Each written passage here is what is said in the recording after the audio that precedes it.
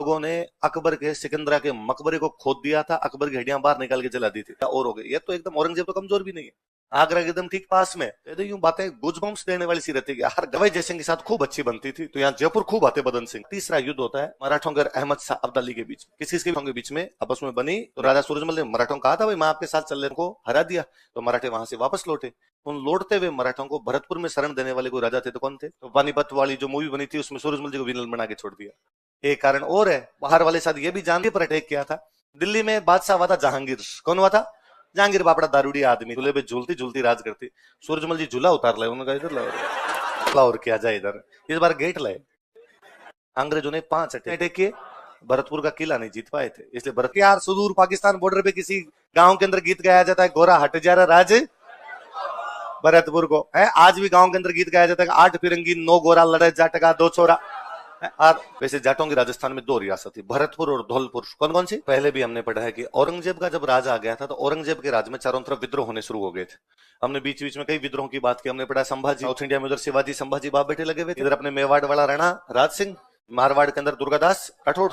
तो औरंगजेब के टाइम में मुगल साम्राज्य के खिलाफ चारों तरफ से विद्रोह। कारण भी था, एक तो औरंगजेब की धार्मिक नीतियां बहुत ज्यादा कट्टर होती। औरंगजेब इतने युद्ध लड़ रहा है तो युद्धों में उसको पैसे चाहिए ज्यादा, तो पैसे चाहिए तो इस चक्कर में उसने टैक्स बढ़ाने शुरू कर दिए। अकाल पड़े में फिर भी क्या बढ़ाया जा रहा था? टैक्स।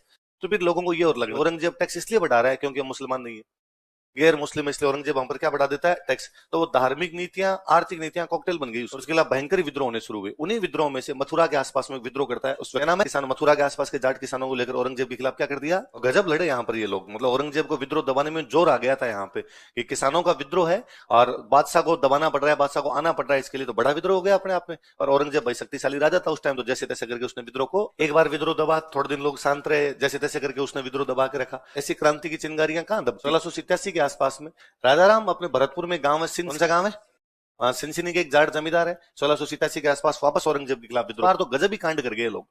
मुगलों की राजधानी आगरा। कौन सी राजधानी? हालांकि शाहजहां के टाइम दिल्ली चली गई थी, फिर भी आगरा उनका एक बड़ा सेंटर है। आगरा के पास में एक जगह पड़ती है सिकंदरा। कौन सी जगह? ये अपने दोसा वाला नहीं, आगरा के पास में जगह है सिकंदरा। वहां पे अकबर का मकबरा है। किसका मकबरा है? तो मुगलों में सबसे बड़ा बादशाह कौन? अकबर।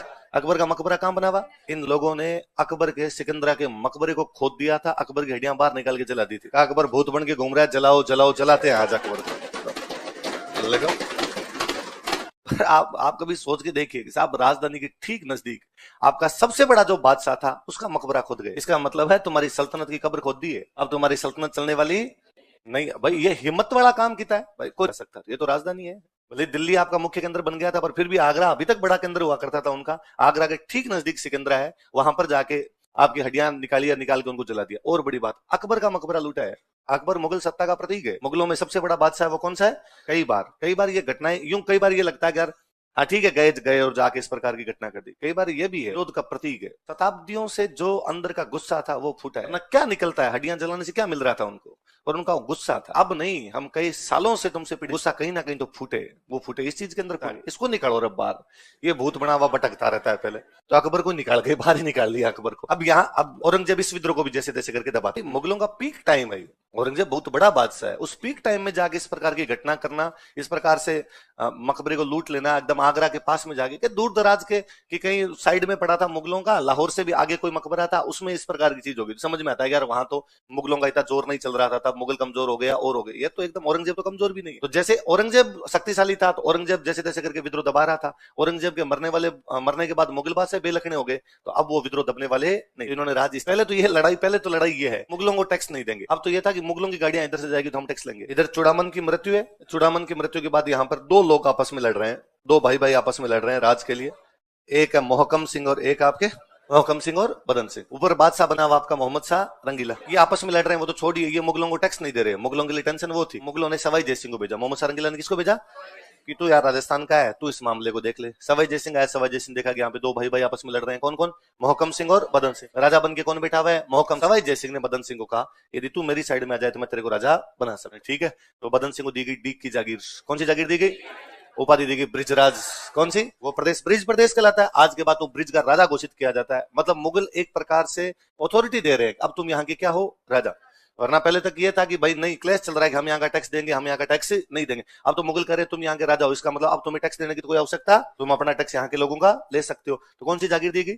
सवाई जयसिंह के साथ खूब अच्छी बनती थी, तो यहाँ जयपुर खूब आते बदन सिंह, इसलिए आपने जयपुर में जगह है बदनपुरा, जयपुर शहर के अंदर बास बदनपुरा। सवाई जयसिंह का भाई मेरे दोस्त के नाम पर एक कॉलोनी का नाम ही कर दिया जाए, तो कॉलोनी का नाम ही क्या रखा गया, बास बदन। तो भरतपुर के जाट राज्य का वास्तविक इंटेलिजेंट, बड़े इंटेलिजेंट आदमी थे, उतने इंटेलिजेंट जितना इंटेलिजेंट आपका प्लेटो था, या तो जाटों का प्लेटो, या प्लेटो का बाद में हमने हिंदी में नाम कर रखा था अफलातून। क्या कर रखा था, अपने हिंदी वाले इस मामले में जोरदार थे। बंदे का नाम था सोक्रेटिस, हमने क्या सुकरात। बंदे का नाम था एरिस्टोटल, हमने क्या अरस्तु, वहां तक ठीक था। बंदे का नाम था प्लेटो, हमने क्या अफलातून। इस्लाम में ये माना जाता है कि भाई जो तीन धर्म, ये कौन से तीन धर्म, यहूदी, ईसाई और इस्लाम, ये तीनों मानते हैं कि भगवान एक है, भगवान, और उसको आज तक किसी ने देखा नहीं, एक है और उसको आज तक किसी ने देखा। अब यदि आपने किसी को देखा ही नहीं है तो क्या उसकी पेंटिंग बना सकते हो, क्या उसकी मूर्ति बना सकते हो। इसलिए तीनों धर्म कहते हैं मूर्ति पूजा होती, और वो भगवान दुनिया को चला रहे हैं। तो कैसे चलाते हैं भाई साहब, गड़बड़ियां आएगी तो दूर कैसे करेंगे, तो अपना दूत क्या भेजते हैं, टाइम टू टाइम अपना एक दूत मैसेंजर भेजते हैं, और दुनिया में जो भी गड़बड़ियां आई तो उन गड़बड़ियों को दूर करके वो वापस चले जाते हैं। यहूदी कहते हैं वो जो दूत आए थे उनका नाम था मोजेस, क्या नाम था। ईसाई कहते हैं वो जो दूत आए थे उनका नाम था आपके ईसा मसीह, क्या नाम था। और मुसलमान कहते हैं वो जो दूत आए थे वो थे मोहम्मद। दूतों को बोलते हैं पैगंबर, क्या बोलते हैं, तो एक मोजेस पैगंबर है, ईसा मसीह पैगंबर है, वैसे वैसे पैगंबर कौन है, मोहम्मद। मोहम्मद साहब की जब डेथ हो गई थी तो अब कहा भाई मोहम्मद साहब राजा भी थे, उन्होंने एक राज स्थापित, साहब राजा थे, मोहम्मद साहब धार्मिक प्रमुख थे, धर्म की बातें भी वही बता रहे थे, राज्य को भी वही संभाल रहे थे। तो अब मोहम्मद साहब वाली सीट पर कौन बैठे, तो मोहम्मद साहब वाली सीट पर जो भी बैठा करते थे उनको बोलते थे खलीफा। क्या बोलते, जो भी मोहम्मद साहब के बाद में उस राज्य के उत्तराधिकारी बने वो क्या कहलाए, माना जाता है कि मुसलमानों के जो भी राज्य है उनका सबसे बड़ा कोई राजा है तो राजा कौन है, खलीफा। भारत में जब मुसलमानों ने राज स्थापित किया तो उन्होंने अपने नाम के उपाधि क्या लगाई, सुल्तान, मतलब हम खलीफा की सत्ता को मानते हैं, सत्ता को मानते हैं। यदि मुस्लिम राजा खलीफा की सत्ता को स्वीकार करता है तब तो वो क्या कहलाया, सुल्तान। फिर आया बाबर, बाबर ने कहा अपन इसने खलीफा की सत्ता को मानने से मना कर। जो मैंने पहले भी कई बार आपको बात बताई, अपने इतिहास पढ़ने में हमेशा एक लोचा है, या अपने जो पढ़ते हैं या पढ़ाते हैं सब में अपने यह रहता है कि राजाओं का मतलब है ना, हम और राजाओं के युद्धों को हम प्राथमिकता देते हैं। इसलिए मैंने बताया था कि महाराणा प्रताप भी पढ़ते हैं तो नॉर्मली महाराणा प्रताप के बारे में किसी से पूछा जाए तो वो कहेगा भाई हल्दी घाटी का युद्ध, देवेर का युद्ध। हम उनके बाकी जो भी व्यक्तित्व के गुण होते हैं ना, या बाकी जो सुधार होते हैं उनकी तरफ हम ध्यान ही नहीं, ध्यान देने वाली बात वहां पर यह है कि मेवाड़ की चित्रकला किसके टाइम में शुरू हुई है, महाराणा। राजस्थान की चित्रकला, मेवाड़ की चित्रकला का महत्वपूर्ण स्थान है, वो शुरू किसके टाइम में हो रही है, महाराणा। ध्यान देने वाली बात यह है कि उनके दरबार में एक राइटर है चक्रपाणि मिश्र, और उससे उन्होंने किताब लिखवाई विश्व वल्लभ, जो किसकी जानकारी दे रही है, उद्यान और बगीचे, उद्यान और बगीचों की जानकारी देने वाली किताब है ना। तो वो व्यक्तित्व के दूसरे पहलू है जिनका पता लगना चाहिए। वैसे वैसे सूरजमल जी के बारे में भी हम जब भी बात करते हैं, उनकी लड़ाइयों की, उनके युद्धों की बात करते हैं, निसंदेह वो बड़े योद्धा हुए थे। आधुनिक राज्य में सर्वाधिक आवश्यकता होती है कि उसके प्रशासनिक अधिकारी अच्छे हो, तो प्रशासनिक अधिकारी अच्छे कैसे हो सकते हैं, जो किसके आधार पर है ना। और कोई भी राज्य जो है वो कृषि के अंदर सुधार करवाए, कृषि में सुधार करवाए तो राज्य की क्या बढ़ेगी, इनकम। इस बात को ना हम आगे जोड़ के पढ़ेंगे। हम पढ़ेंगे कि जब राजस्थान का एकीकरण हो रहा था तो भी एग्रीकल्चर डिपार्टमेंट भरतपुर को मिला, जब हो रहा था तो एग्रीकल्चर डिपार्टमेंट किसको दिया गया, क्योंकि वो एक कृषि में सुधारों की परंपरा पहले से चली आ रही थी, तब जाके वो चीजें जुड़ पाती है। पर हम क्या करते हैं, वहां एक अलग चीज पढ़ते हैं, वहां हम अलग पढ़ते हैं, कृषि विभाग भरतपुर को, यहाँ अलग पढ़ते हैं कि महाराजा सूरजमल ने भरतपुर में क्या करवाए थे, कृषि सुधार, और राज्य की इनकम उनके टाइम में सुधार करवाएंगे तो राज्य की इनकम बढ़ेगी घटेगी, तो इनकम बढ़ गई थी। आई बात समझ। फिर आप सारे जानते हो कि पानीपत का तीसरा युद्ध होता है मराठों और अहमद शाह अब्दाली के बीच। किस किसके बीच में, मराठों और अहमद शाह अब्दाली। उन दिनों दिल्ली कमजोर सी हो रखी थी, मराठे चाहते हैं दिल्ली पर कब्जा कर लें, और दिल्ली के अंदर जो मुसलमान बैठे हुए उनको लगता है कि मराठों को कब्जा करने नहीं देना है, इसलिए उन लोगों में से कुछ लोगों ने बुला लिया अहमद शाह अब्दाली को। किसको बुला लिया, अहमद शाह अब्दाली अफगानिस्तान का, कहां का राजा है, अफगानिस्तान का राजा। अब तक वो पंजाब के आसपास लूटमार किया करता था, पंजाब में उसने खूब लूटमार की है। मतलब पंजाब में तो उस टाइम डायलॉग ही थे कि खादा पीदा लई दान बाकी अहमद सईदा, जो खा लिया पी लिया वो अपना है, बाकी तो अहमद शाह ले ही जाएगा। इतनी लूटपाट किया करता था। इस बार उसको कहा क्या पंजाब में लूटमार करके जा रहा है, दिल मांगे मोर थोड़ा आगे की तरफ हाथ हूं, तो वो अपने आगे की तरफ आ गया। पंजाब क्रॉस करेगा तो हरियाणा, हरियाणा में जगह कौन सी अपनी, पानीपत, तो पानीपत की तरफ आ गया। मराठे कह रहे हैं दिल्ली हमारी है, हम दिल्ली की रक्षा करेंगे, तो मराठे दिल्ली बचाने के लिए जाएंगे, तो मराठे किससे लड़ने के लिए जाए, अहमद शाह अब्दाली। तो मराठे अहमद शाह अब्दाली से लड़ने के लिए कहां पर गए, पानीपत। कहां पे गए, पानीपत।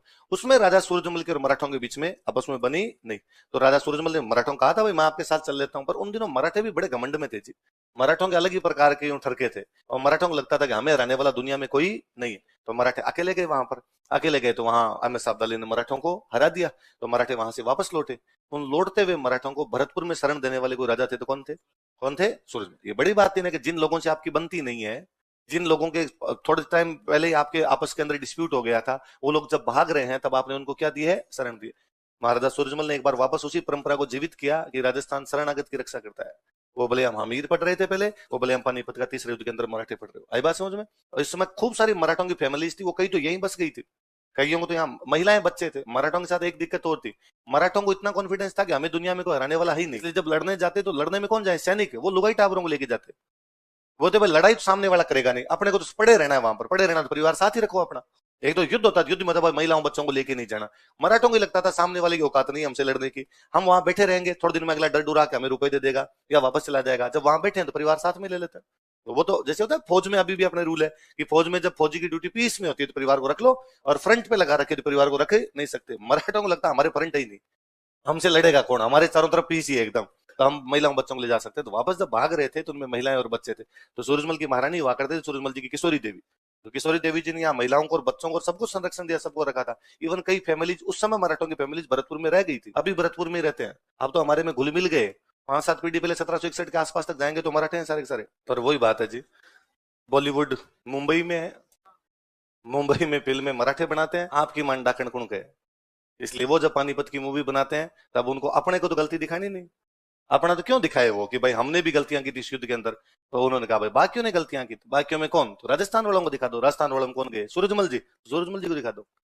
तो पानीपत वाली जो मूवी बनी थी उसमें सूरजमल जी को विलन बना के छोड़ दिया। एक कारण और है, बाहर वाले शायद ये भी जानते हैं कि राजस्थान वालों में किसी को कुछ भी दिखा दोगे ये विरोध तो करेंगे नहीं, तो वहां चल रहा है। तो बाद में कभी पानीपत के अंदर दिखा दो, कभी दूसरे में दिखा, वरना कोई मराठों को किसी फिल्म में गलत बता के दिखा दे, वो गलत है वहां पर भी गलत बता के दिखा दे। वो शाम से पहले पहले आगे कांच तोड़े कि कौन मूवी बना रहा था, हमारे सामने आओ। अपने वाला कोई विरोध नहीं करता, विरोध नहीं करता। वो इस बात पे भी लड़ने लग जाते हैं कि शिवाजी के आगे जी महाराज छत्रपति शिवाजी क्यों नहीं कहा। तो मैं एक बार मेरे किसी ने पूछ लिया कि सर मराठों में इस बात पे भी लड़ाई हो जाती है कि महाराज छत्रपति शिवाजी, पूरा नाम बोलो, यदि आपने खाली शिवाजी बोल दिया तो मराठे कूट दे, पूरा बोलिए महाराज छत्रपति शिवाजी। अपने जैसे बोलते हैं कुंभा, सांगा, प्रताप, सूरजमल, राजाराम, गोकुला, ऐसे बोल रहे हैं। अपने ये थोड़ी पढ़े गोकुला जी, राजाराम जी, ऐसे नहीं पढ़ रहे ना अपने, तो अपने जैसे पढ़ते हैं। मैंने कहा भाई रे अपने खूब सारे हैं, फर्क होता है ना, चीजों का फर्क पड़ता है ना, खूब सारे होते तो अपने को सामान्य लगता है, रेस्पेक्ट दिल में है जी। मैं बार बार प्रताप जी आए, संगा जी गए, मेरे हीरो है, मेरे आदर्श है। राजाराम को मैं जानता हूँ, गोकुला को मैं जानता हूँ, तो मुझे उनके आगे जी लगाने की भी आवश्यकता, मैं बताऊं उन्होंने क्या काम किया था वो मैं सोच सोच के हैरान हूं उस पे कि यार उस समय इतना बड़ा काम करना कितना जोरदार चीज रही होगी, वो ये काम कर गए थे। उसके लिए मैं जी लगाऊं भले ही ना लगाऊं, मेरे रेस्पेक्ट मेरे दिल में एक ही होता है ना। फिर लोगों को लगता है कि ना यार टेढ़ा है, पर यार इसके आगे लगाया जाना चाहिए। इन्हीं दिनों में सॉरी दिल्ली पर अटैक किया था। दिल्ली में बादशाह हुआ था जहांगीर। कौन हुआ था? जहांगीर बापड़ा दारूडी आदमी था, वो कोई ज्यादा बादशाह में ध्यान भी नहीं दिया करता। तब बादशाह में ध्यान दिया करती नूरजहां। कौन देती? और नूरजहां दिल्ली में राज किया करती। तब नूरजहां दिल्ली में एक झूला लगा के बैठती, झूले पे झूलती झूलती राज करती। सूरजमल जी झूला उतार ले, उन्होंने कहा इधर लाओ झूला। सूरजमल जी ने तो क्या उतारा होगा जी, दिल्ली गए होंगे तो भरतपुर वाले कोई सैनिकों ने कहा होगा कि इनके क्या काम आता है, अपने ले चलते हैं यार। ऐसा तो होता है यार, ये थोड़ी होता है कि बंदा चला गया तो झूला चला गया। झूले पे पहले नूरजहां झूलती थी, बाद दूसरी झूल रही है, कोई ना कोई तो झूल ही रही है। तो भरतपुर वालों ने कहा कि हम क्यों ना झूले, इसमें हम झूले, तो पानी में बैठे बैठे झूलेंगे अपने इधर। तो ऐसे डीग के जल महल में लगवाया। अभी राजा कौन है? दिल्ली में सूरजमल जी वाले टाइम अटैक हुआ तो वहां से क्या लेके आए? भरतपुर वालों ने थोड़े दिन बाद कहा ये मामला ठीक है, अपने एक हमला और किया जाए इधर, इस बार गेट लाए ना। फिर कोई भरतपुर वाला भाई था, उसको पसंद आया, उसने कहा मोकू तो ये पसंद है, तो ये उतारो आपने। लेकिन दिल्ली पर आक्रमण, हाँ झूला भी लगा हुआ है, हाँ पर तुम्हें नहीं झूलने देंगे। ऐसे नहीं,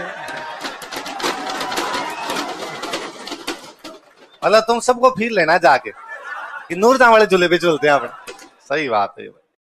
चलो पर डीग डीग कितने लोगों ने देखा है? डीग कितने लोग? अच्छा डीग के नहीं, डीग के हो वो तो डीग देखोगे, तुम जाओगे कहाँ? और बाहर के लोगों ने कितने लोगों ने देखा है?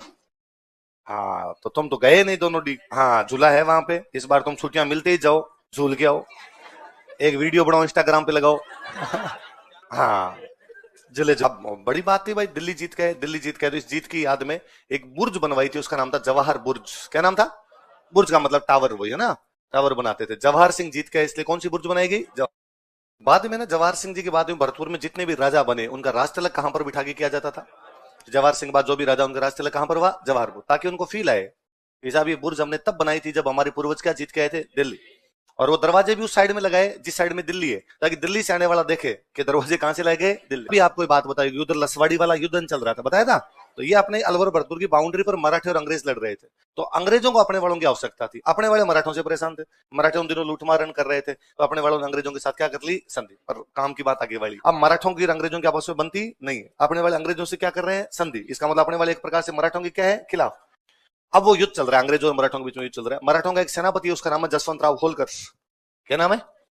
अब होलकर आगे आगे, अंग्रेज उसके पीछे पीछे। होलकर भरतपुर आ जाता है। कहां पर आ जाता है? भरतपुर के राजा की संधि किससे? होलकर किसका दुश्मन है? फिर भी होलकर को शरण दे दी थी। शरणागत की रक्षा करना करते हुए है, दुश्मन का साथ का तो दूसरी बात है, वो बाद में देखेंगे। एक बार बंदा अपने पास आया, रुक भाई यहाँ पे रुक। वही तो था मोहम्मद सार के अबरू। अमीर के क्या लग रहे थे? अमीर के तो कुछ भी लगते नहीं थे। ये कहा जसवंत राव होलकर उल्टा दुश्मन हो रहे हैं, मराठे दुश्मन है। फिर भी होलकर आया तो होलकर को कहा रुक, तू आराम से शरण ले जाए पीछे पीछे। अंग्रेजों को पता था भरतपुर का राजा अपना दोस्त है, भरतपुर के राजा ने अपने से क्या कर रखी है, संधि। अंग्रेजों का एक सेनापति आता है लॉर्ड लेक। कौन आता है? और लॉर्ड लेक आया, उसने रणजीत सिंह जो आ गया, अरे रणजीत सिंह जी हाँ तो दोस्त हो अपने। रणजीत सिंह जी ने हाँ पक्के दोस्त है, कि वो एक हमारा बंदा हाँ वो अंदर चाय पी रहा है, होलकर आया हुआ है, तो अब उसको दे दो। दे दो क्यों? तो हमारा दुश्मन तुम्हारा है, मेरा थोड़ी है। तो तू हमारा दोस्त है ना? हाँ पक्का। तो वो दुश्मन है ना? ना, ये मैथमेटिक्स ऐसे नहीं होती है, ए बराबर बी बराबर सी ऐसे नहीं होते भाई साहब। तुम दोस्त हो, अच्छे दोस्त हो, और वो भी मेरा दुश्मन, वो तुम्हारा दुश्मन हो सकता है, मेरा दुश्मन है। और उससे भी बड़ी बात, वो भले ही दुश्मन होता पर अब वो शरणागत है, और शरणागत की रक्षा करना हमारा कर्तव्य, हमारा धर्म है, पीढ़ियों से परंपरा। भाई साहब कोई पास में है, वह शरणागत है, और उसको कैसे छोड़ दिया जाए? तो तुम क्या करोगे? लड़ाई कर लूंगा तुमसे, और क्या कर लूंगा? हम हमला करेंगे, वो तुम्हारी इच्छा, जो तुम्हें करना वो करकुरा लो। ये जसवंत राव होलकर को तुम्हें अंग्रेजों ने 5 अटैक किए। कितने अटैक किए? भरतपुर का किला नहीं जीत पाए थे, इसलिए भरतपुर के किले का नाम पड़ा लोहागढ़। क्या नाम पड़ा? किला उतना ही सशक्त है किला जैसे लोहे का बना हुआ किला, लोहे का किला नहीं तोड़ा जा सकता, वैसे क्या नहीं टूटा? क्या नहीं टूटा? भरतपुर। फाइनली बाद में भरतपुर वालों के अंग्रेजों के बीच वापस संधि हुई। वापस कहा गया कि ठीक है, जसवंत राव होलकर को छोड़ो। होलकर खुद ही संधि कर कुरा लेता है। फिर होलकर यहाँ से गया, तब जाके युद्ध इनके बीच का क्या हुआ, समाप्त। तो कौन से सेनापति ने हमले किए? तो दिल्ली पर जीत की आदमी तो क्या बनी थी? जवाहर बुर्ज। किसने बनवाई? जवाहर सिंह। अंग्रेजों पर जीत की आदमी क्या बनी? फतेह बुर्ज। फतेह बुर्ज किसने बनवाई? और तब यूं गीत गाए गए। मेरा जो प्राइमरी एजुकेशन है वो ठेठ पाकिस्तान बॉर्डर पे गांव के अंदर हो रखी है, मतलब हमसे पाकिस्तान 8 किलोमीटर आगे था। और वहां उस क्षेत्र में होली पर, हमारे होली वाला सीजन आता, तो होली में गीत गाते थे। तब गाते थे कि गोरा हट जा राज भरतपुर, गोरा हट जा, यहाँ से किसका राज शुरू हो रहा है? भरत। तब मुझे लगता है कि यार उसको आज फील आया है। तब मुझे लगता है कि यार ये पूर्व से पश्चिम, भरतपुर राजस्थान का पश्चिम पूर्वी छोर, जहां गीत गाया जा रहा है वो पूरा पश्चिमी छोर है। उसके बावजूद यहां से वहां तक गीत गाए जा रहे हैं। इसका मतलब हम उस मध्य काल से ही आपस में जुड़े हुए थे। सूचनाएं एक जगह से दूसरी जगह पहुंच पा रही थी। यहाँ वाले की अच्छी बात वहां वाले को भी गर्व में भर रही थी। वहां पर खड़ा एक आदमी भी इस बात का गीत गा। मैंने आपको बताया था कि अमर सिंह राठौड़ नागौर के राजा थे, पढ़ा था हमने? अमर सिंह राठौड़ पर नौटंकी होती है भरतपुर में। पश्चिम वाले की बात पूर्व में, पूर्व वाले के गीत पश्चिम के अंदर, दोनों तरफ गाए जा रहे हैं। ये राजस्थान का एकत्रीकरण है। ये राजस्थान एक है, राजस्थान आपस में जुड़ा। यार अंग्रेजों ने 5 हमले किए, 5 हमले में हमने उनको हरा दिया, इसलिए हमारे भरतपुर किले को क्या कहते हैं? और हम पढ़ रहे हैं कि ठेठ यार सुदूर पाकिस्तान बॉर्डर पे किसी गांव के अंदर गीत गाया जाता है, गोरा हट जा राज भरतपुर को है। आज भी गांव के अंदर गीत गाया जाता है, 8 फिरंगी 9 गोरा लड़े जाटका 2 छोरा। और हमने बार बार कई जगह पढ़ा कि प्रशासन संभालने के लिए राजा अपने भाइयों को भूमि बांट दिया करता। होता क्या था? एक रियासत है, उसमें एक राजा होता, राजा के खुद के पास जो भूमि होती है उसको बोलते खालसा। क्या बोलते? और राजा अपने भाइयों को भूमि बांटा करता। ये जो भाइयों को भूमि बांटता, इस भूमि को बोला करते जागीर। क्या बोलते? या इसको बोलते ठिकाना। क्या बोला करते? अपने पढ़ते हैं कि मेवाड़ का सबसे बड़ा ठिकाना सलूम्बर था, पढ़ते हैं अपने। और जिन भाइयों को जागीर या ठिकाने मिलते थे उनको बोलते सामंत। क्या बोलते? राजा अपने भाइयों को बांटता, इसलिए व्यवस्था बंधुत्व पर आधारित थी। किस पर आधारित है? ब्रदरहुड, भाइयों भाइयों में बांटता है। अच्छा, एक भाई को ये ठिकाना दे दिया गया, अब ये मर गया, इसके बाद इसका बेटा, इसके बाद इसका पोता। इसका मतलब व्यवस्था वंशानुगत है। व्यवस्था कैसी है? वंशानुगत। ये मानते थे कि जो राज्य है ना, पूरा राज्य, ये राजा का अकेले का नहीं है, ये सभी भाइयों का है। राज्य राजा की व्यक्तिगत संपत्ति नहीं है, बल्कि सभी भाइयों की सामूहिक धरोहर है। सभी भाइयों क्या है? कलेक्टिव हेरिटेज है, सभी भाइयों की सामूहिक धरोहर है। इसलिए अब मान लो ये पड़ोस वाला राजा है, ये राजा इस राजा पर हमला कर रहा है, तो हिसाब से तो राजा राजा की लड़ाई है, लेकिन फिर भी सारे के सारे सामंत जो थे वो अपने राजा का साथ देने के लिए जाते, क्योंकि ये जो राजा इन सामंतों के लिए केवल राजा नहीं है, उनका भाई है। ये जो जमीन है ये इस राजा की नहीं है, ये इन सारे भाइयों के बाप की थी। तो आपके मरने के बाद एक भाई को टुकड़ा ज्यादा मिला और बाकियों को थोड़े कम मिले। इसका मतलब राजा जो है वो सामंतों का मालिक ही नहीं, वो उनका बड़ा भाई है। बड़ा भाई है तो वो समकक्षों में